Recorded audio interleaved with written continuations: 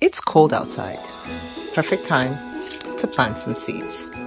Let's talk winter sowing. Now, when you hear winter, the first thing that comes to mind probably isn't planting seeds outdoors, but that's exactly what winter sowing is. It's a method of starting plants outdoors in winter, and it was originated by Trudy Davidoff in New York, of all places. So if it can work in New York, it can probably work where you live. I garden in Zone 8A in Georgia, formerly 7B, and I started winter sowing 7 years ago. I came across this method by chance when I was researching on the internet, and I was completely blown away.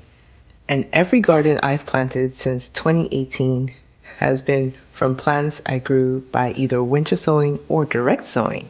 So every plant you would usually grow indoors and then transplant outside, I have winter sown. And I have had great success and grown many gardens with this method. Here are some of the plants I winter sowed a few years ago, and this is how they looked when I transplanted them. I grew this entire garden from winter sown plants, and I've done it again and again, and I'd love to show you how. Welcome to Finding Joy in the Garden. Now, the traditional method that Trudy originated was milk jug sowing, which is using a milk jug to plant your seeds outdoors. There have, of course, been multiple different new methods that have come up, but this is the classic original method, and I'll be showing you today. Now, the general premise of this method is you grow these seeds outdoors in nature in a sort of mini greenhouse, and the seeds come up when they're ready. So you don't have a heat mat to make them warm and make them grow, but whenever they are ready, they germinate and they grow. And they come out as more hardy plants, plants that don't need to be babied afterwards, so you don't really have to harden them off before you plant them out into the ground. And they generally seem to do better than plants that I have bought from the store. Other advantages are it's cheaper. You don't need grow lights, you don't need a space in your home to do it, and you don't have fungus gnats flying around in your home. So there's that. It's also very easy, almost hands-free. You barely have to do anything to them except check on them and maybe water them if there's a long spell of no rain or precipitation or snow. But in general, you have much less work to do with a winter sown plant than one you would grow in your house. Also, it works really well for seeds that have to be cold stratified. Things like strawberries and lavender, things that need a little bit of cold before they germinate, they will do absolutely fantastic winter sown. So what items do you need to winter sow? Well, I'm glad you asked. You will need a milk jug, like this one. Of course, like I mentioned, there are many other containers you can use, and subscribe because I will do another video showing you the other containers I've used to winter sow, and I'll show you how the plants came out afterwards. So subscribe so you don't miss that video. But a milk jug, devices to cut it. I like to use a knife and a pair of scissors, something to poke holes. This is a screwdriver, and as you can see, it's old. I burned the tip of it a couple years ago when I had to heat it up to make holes in the milk jugs. Now I find that the milk jugs are not as tough as they used to be, so I don't need to heat it up. I just poke a hole through, but they have changed the milk jugs, and they're much, the plastic is much softer. So a screwdriver should be fine. You can also use the tip of a knife to make your holes. You also need something to secure your container after you cut it. So I like to use duct tape, but you can also use a piece of wire and just cut a hole in the container and tie it off that way. But I feel like duct tape is pretty easy. You also want a spray bottle. And yes, the top of my spray bottle is gone because I have children. Do you have children? Yes. So, but you need a spray bottle. You also need some soil. I prefer to use potting soil. Do not use garden soil. Garden soil is made of sticks and stones and it will break your bones. well, it'll break your plants, but it's just too dense, and the seedlings have a hard time pushing through with their root systems through the soil. Ask me how I know. I have unsuccessfully tried to grow seeds by winter sowing in garden soil. That did not work. You also need seeds because, you are planting seeds. I'm going to be planting pepper seeds today because I've seen where some people say not to winter sow peppers, mostly because it's a warm loving plant, and winter sowing is much easier with cold loving plants. But it is possible. Every pepper I've ever grown in my garden has been winter sowed or bought from the store. So it does work, and I'm just going to use these seeds so I can show you that peppers absolutely will do well with winter sowing. They don't come up as quickly as other plants will, but they will grow. Some optional things, I like to use something to divide my container.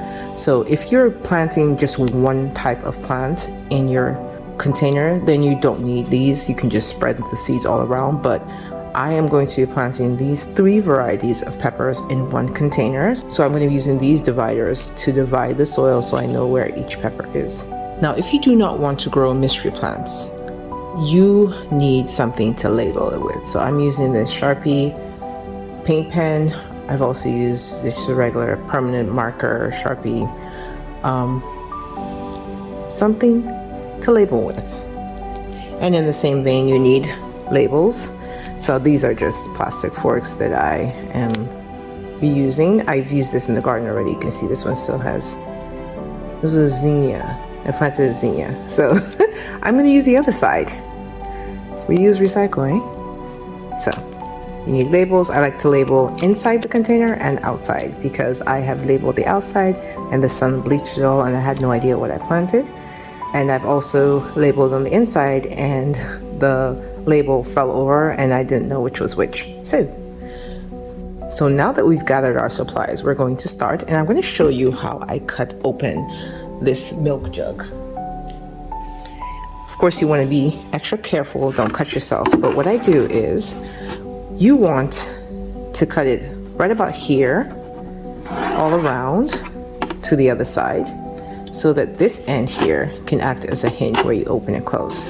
So what I do is, I'll put this down, I make a hole, or I make a cut more like, right here with the knife. Like I said, be careful. So one here, and then I turn it over this way and make another one here.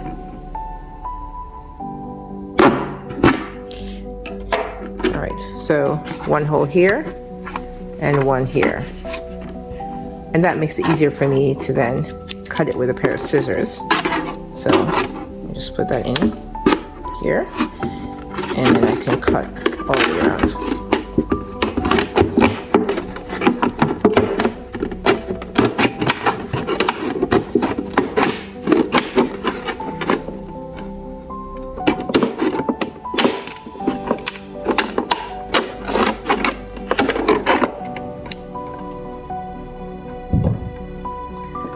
So now this container, like I said, there's a hinge here, so just joking, but it opens and closes very easily. Okay, and as you can see, this container has no top. You don't need the top, so I don't save them, I just throw the top out. Oh, and I forgot to mention, I prefer to put the holes in the bottom first before I cut, but I always forget with the first one.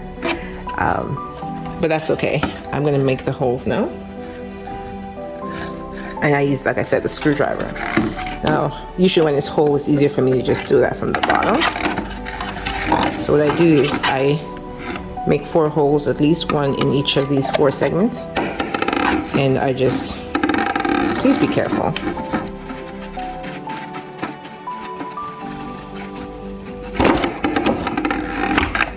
So that's one hole, and you can make it bigger if you want to. So there, I'm just going to make 3 more holes. And it's always, this would be easier if this was heated up, but I'm not going to.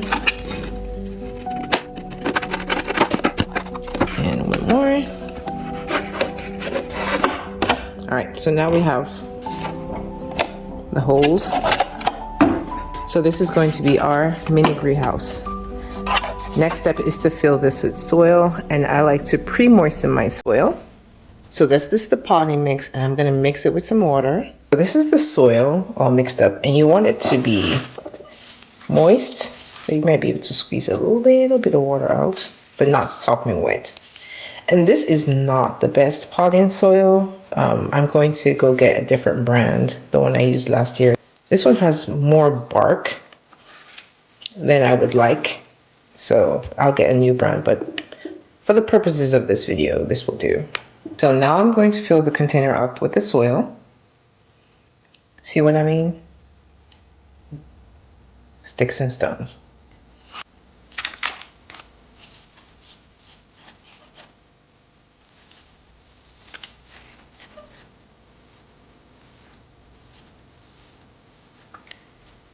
And the more soil you put in there, the more space your plants have to put their roots down in, so the bigger the plants can get. And that way you don't have to take them out and up pot them or anything like that. So there. And like I said, this step is optional, but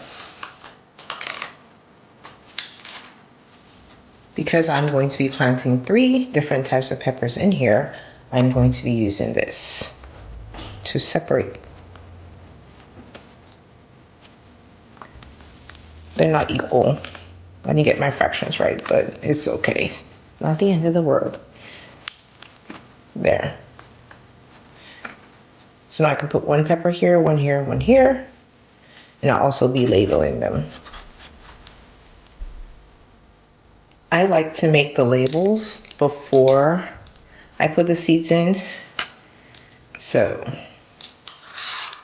this is the shorty sherdo pepper. The spelling is fantastic. Looks nothing like how you say it.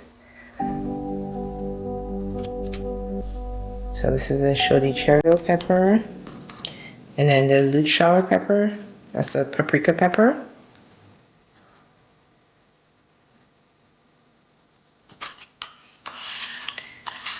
And this is the New Mix lemon spice. I planted this last year. It was fantastic. So there go my labels. And let's start putting these seeds in the soil. How many seeds you decide to put in 1 container depends on you. In this one, I should probably just put 2 in each spot, but I will be putting at least 3 in because I just overplant. It's a thing I do, but you don't have to do that. You can put 2 in each section. For making holes in the soil, I like to use the end of a Sharpie, and I just go, see this? Resistance? I feel like there's some bark in there, but anyway. So I'll put 3 seeds in each hole.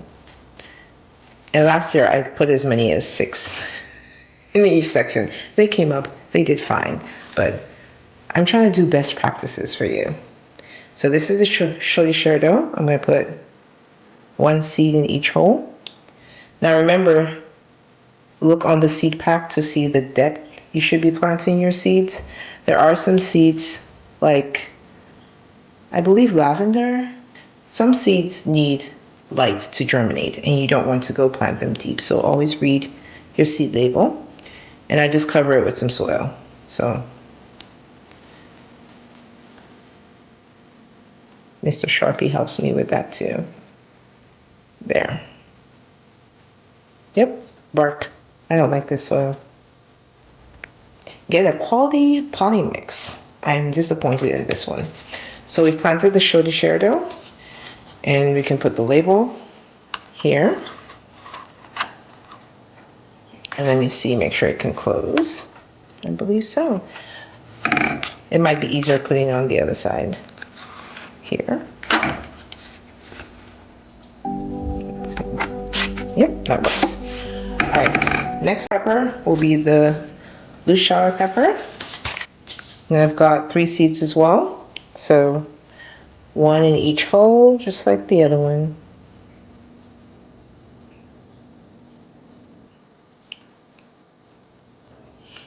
Cover it up with some soil.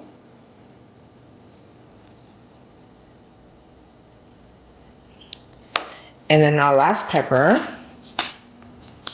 is the New Mex Lemon Spice jalapeno. 3 peppers as well. Oh, well, see, look, it was meant to be. They wanted to be 4, so I'm going to make 4. I don't need an excuse to overplan, so I'm just going to make it 4 holes instead. That'll be fine. I didn't do that deliberately. I just wanted to be extra. So 1 each hole. And cover it up. So it's as easy as that. Now this soil is pretty well moistened, so I don't need to, but if your soil is a little bit dry, you would need to spray it with some water. And that's where your spray bottle comes in handy. Let's move this away. And you'll just give it a mist.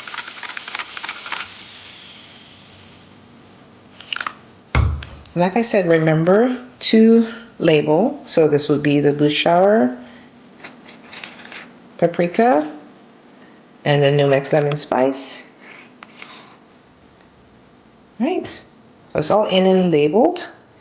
You can also write the names here, so I'll do that as well. And I might just put not the full name, you can also just do almost like initials. If you wanted to, you could, instead of writing the names, you could just write a number on the can and then write A, B, C, and then record that in your book. But I will lose the book, so I'm not that person. But that might work for you if you're more organized. All right, so let's shimmy this in so that the labels are on the inside and it's closed. Show you that. Now, some people have actually left this completely open like this without taping it around. I don't know how that would work. That doesn't work for me. So I am going to tape it all around with duct tape. So here's the duct tape, and I start from one end. I start from one end of the hinge and then go around it. So we'll start here.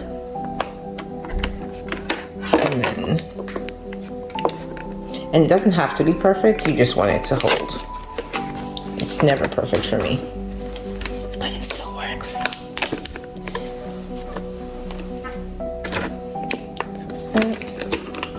And sometimes it doesn't get all the way to the end, but that's fine. If it's a little bit open, that still works. So see how it's not pretty? It's not artwork.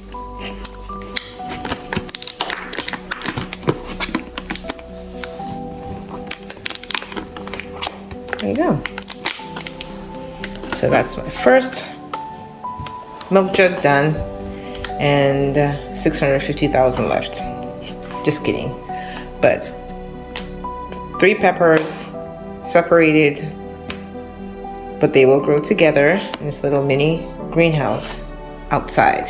The next step is to take it outside, and it is 2 degrees Celsius, like 36 degrees Fahrenheit, and it's gonna be happy out here.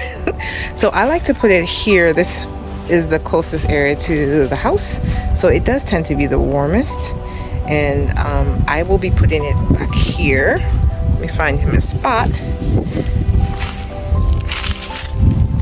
This should do right here. So there. And you want to put her, I say her, you want to put the container where it can get rain. So you don't want to hide it under your roof where the rain doesn't fall, but you want to put it somewhere where it can get some rain so you don't have to water it. If it snows, that's perfectly fine. Snow is water. And these peppers will come up when they're ready. They'll come up when they're ready, and they'll grow inside this protected greenhouse until I'm ready to transplant them. So I hope this was helpful. Please subscribe, because like I said, I will be making other videos showing the other ways I have winter sowed with different containers, and hopefully giving you ideas on how you can also winter sow in your garden. If you have winter sowed in the past and you have any tricks or tips, please leave them in the comment sections. It might help someone. Please like the video if you liked the video, and until next time, may you always find joy in your garden and your life. Bye, garden friend.